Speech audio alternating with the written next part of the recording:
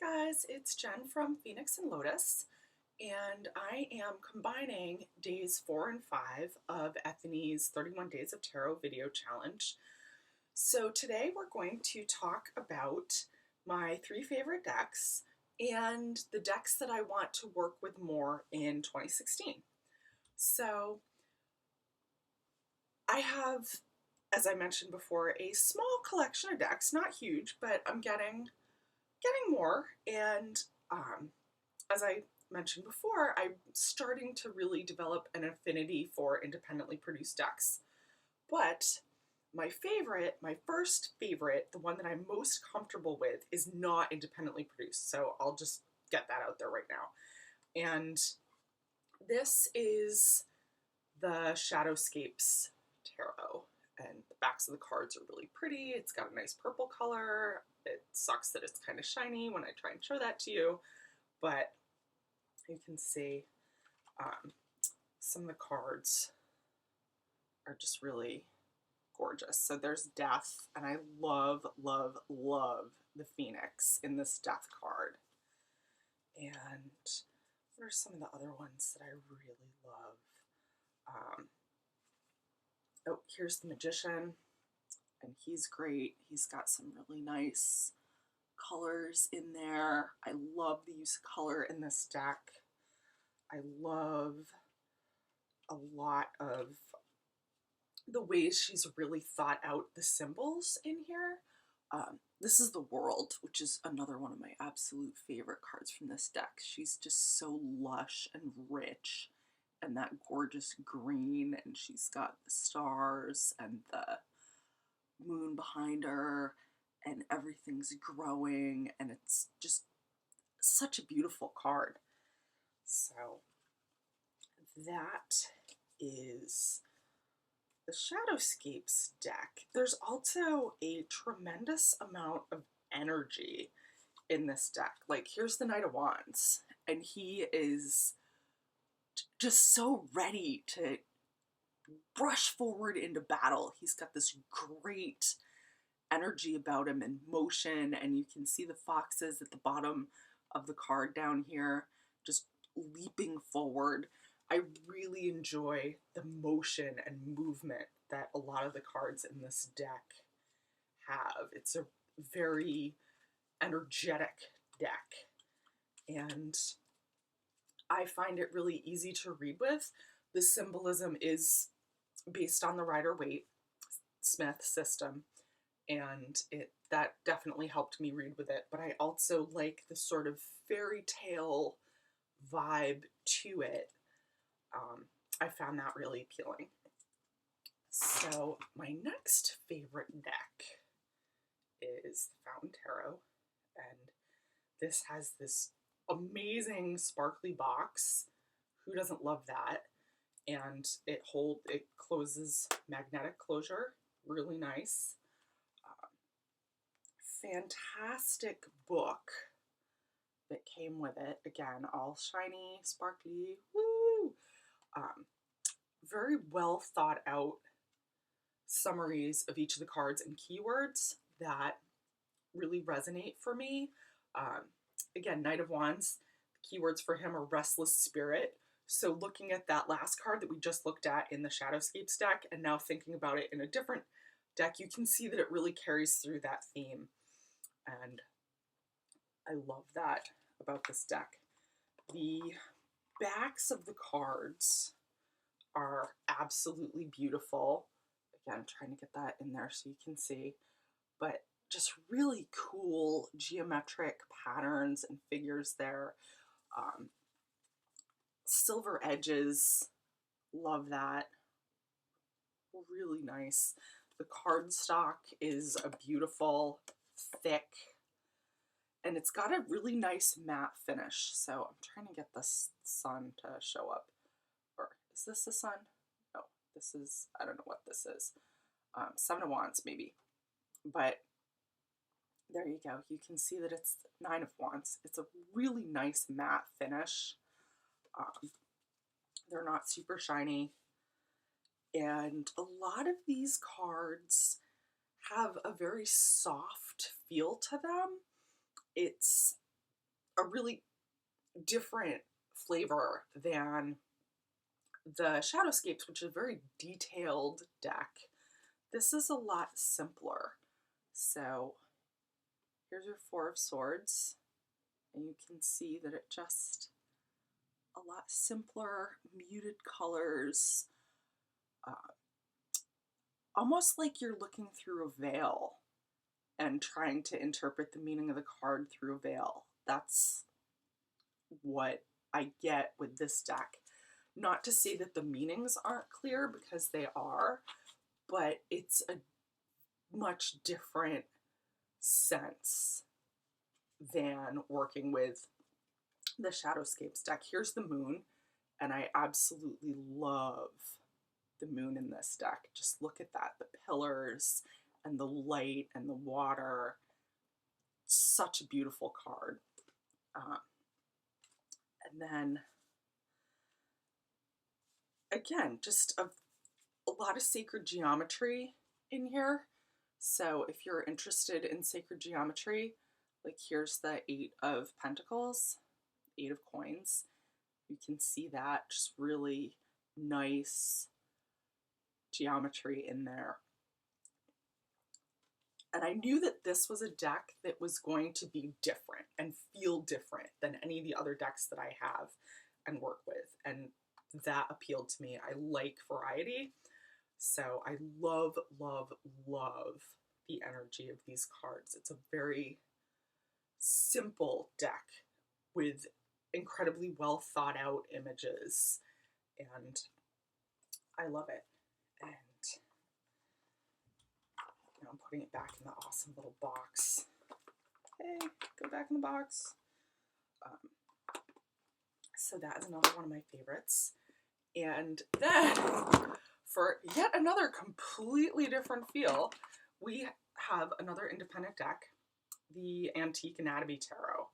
And this one is like, this is great for shadow work if you're interested in that. It's a nice deck for doing work with ancestors or spirit guides, I find.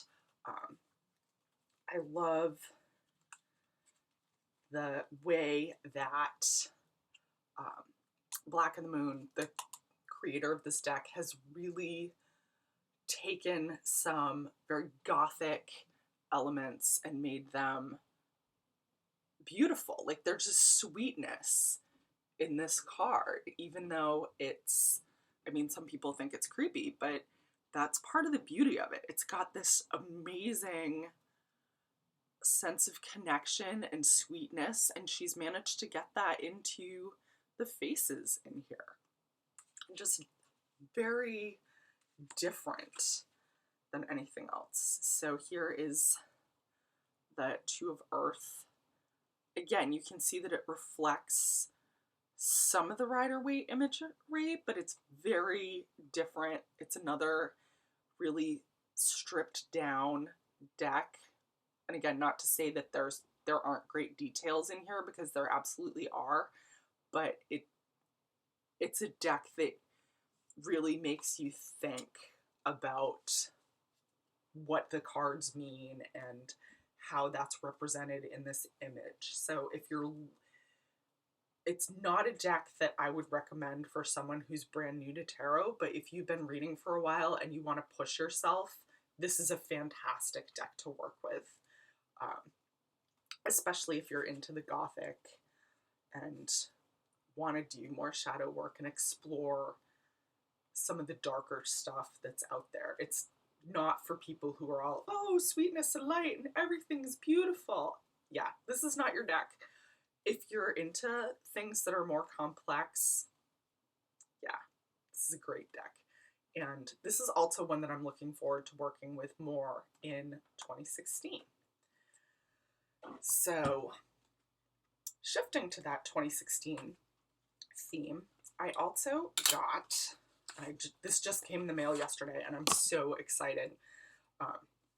This is my treat to myself for finishing the coursework for the Ethony's Tarot Apprentice course, and this is the Wooden Tarot.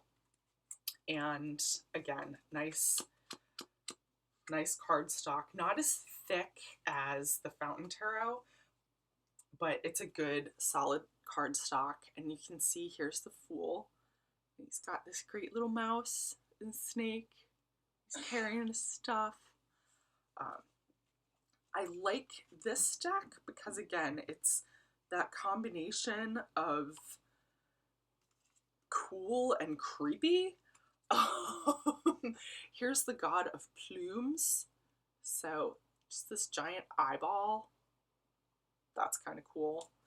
And this deck doesn't use the traditional pentacles, wands, swords, cups. This is different. This is plumes, bones, blooms, and stones. Yes, stones. So, but they do all connect to an element, although not necessarily what I had initially thought, but it's a really cool deck. Knight of Stones. The Empress. I love, love, love this elephant with her pomegranate. She's really cool.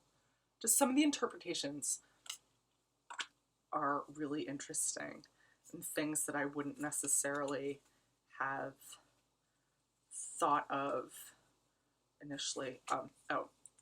Three of Plumes, you can see that's very much the traditional Three of Swords, the Heartbreak card. So you can draw some of the connections that you're used to, but it's another deck that I know is going to make me think and really focus when I work with this. So I'm looking forward to that. And the last deck that I want to talk about today is the Prisma Visions Tarot. And that, again, fancy box. I'm all about the packaging. And another independently produced deck with a really cool book that came with it. I like the eye. There's almost little stories for each card here. For the Eight of Swords, a woman sits curled around herself in the snow, hemmed in by the imposing wall of swords. Whether their intention is to imprison or protect her, it is clear they have little real purpose. Butterflies drift indifferently around them, resting on the woman's fingers and floating on without a thought. Fraught with despair, she is ill-prepared to lift her head and see her salvation is close at hand. So each card has this little story attached to it, which is really fun, and I like that. Again, these are silver sides. Woo! I like silver better than gold, so that's fun. The artwork on these is very almost impressionist. You can see that there's great use of light and brush strokes and color. I love the sun. And again, this deck I haven't worked with at all yet. I've had it for a couple months, but not a couple months, I've had it for about a month, but I got so many other decks at the same time that I let this one wait and decided to really make this one of my 2016 decks. But again, you can see just really amazing colors and artwork in here. Again, that sense of movement that I really like about the Shadowscape deck is here. Eight of Pentacles, one of my favorite cards. That's really, I love the flowers in here, the trees, very cool. So I'm looking forward to getting to know this deck as well. So that is it for favorite decks and the ones that I aspire to work with more in 2016.